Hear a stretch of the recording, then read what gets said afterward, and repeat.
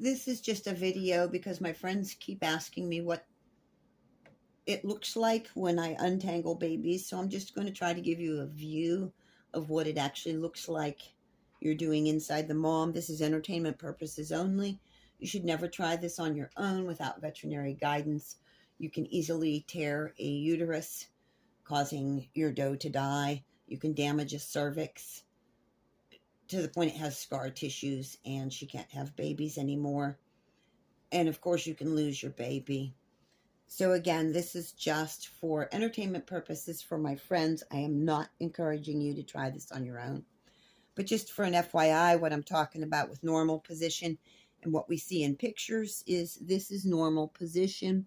Baby's face is resting on his front legs.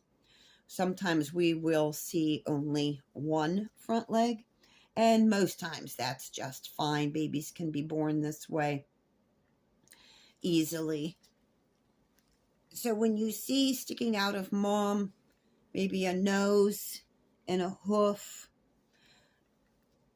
you know baby's coming. But if mom has stalled out and this baby is not progressing, coming forward outside of the canal, it could be something as simple as baby's forehead has caught on the pelvic bone. So when mom's pushing,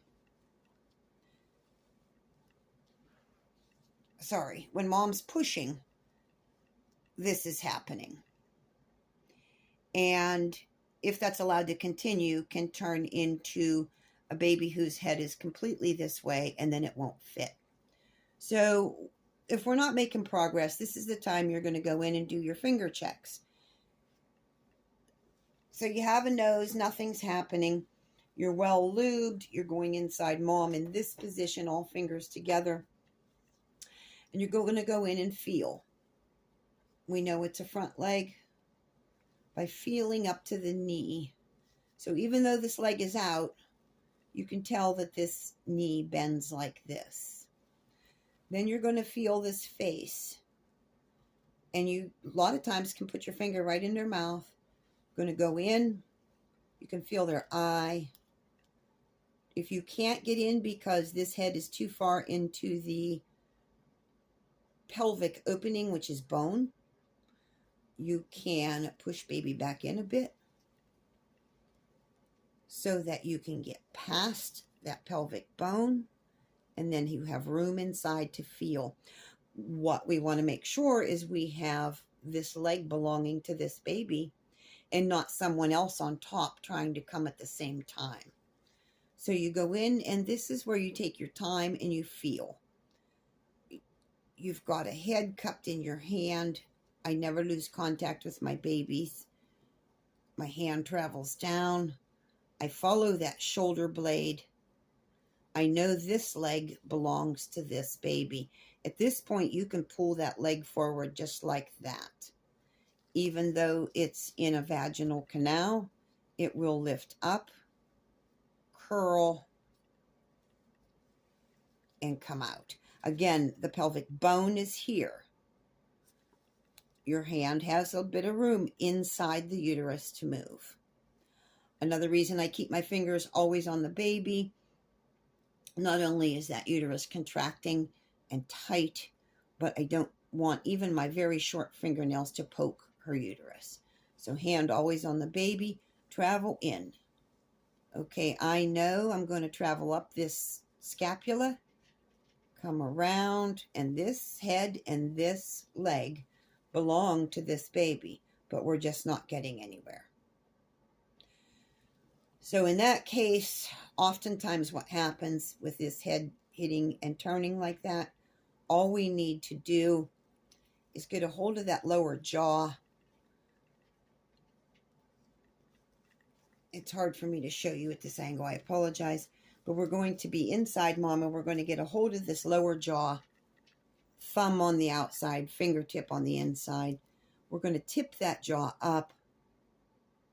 And as we pull with this leg, we're going to guide that head until that head is firmly up past that pelvic bone.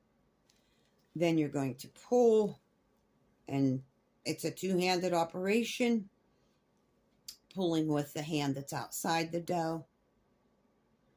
This hand has a hold of that jaw, pulling that head like this instead of letting it come nose down. Generally, once this nose is well past the pelvic bone, then it's going to come with just pulling legs, but not always. So again, traction on this little lower jaw and bring everybody out. Yes, everybody worries about maybe even breaking the jaw or damaging the baby, but we need to save the dough. Another thing I've done, if everybody's small enough, is if I'm hanging up on the pelvic bone like this, I use one hand and I go in and I get this hand to tip up that jaw.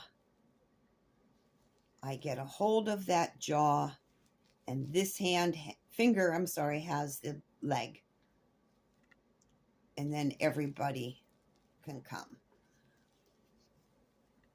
When doing this, take your time, deep breathe.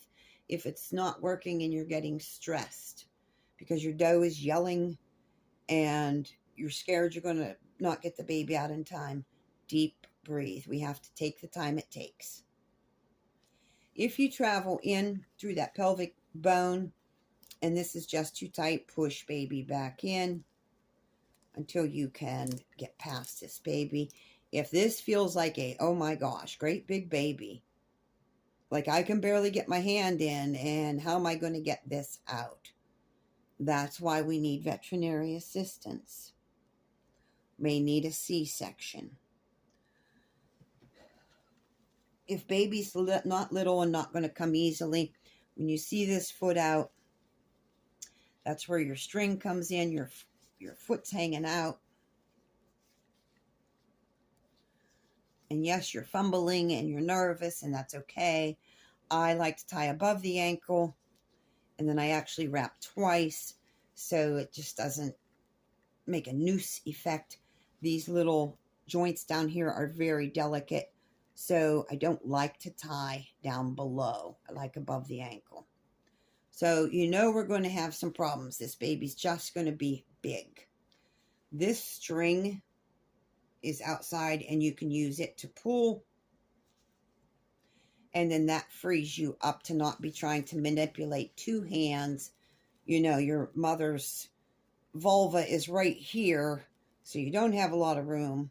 Baby's slippery.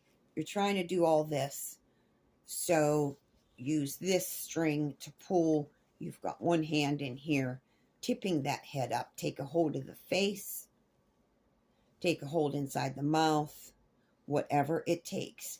When you pull them out, it's so important to come not straight up and out towards us.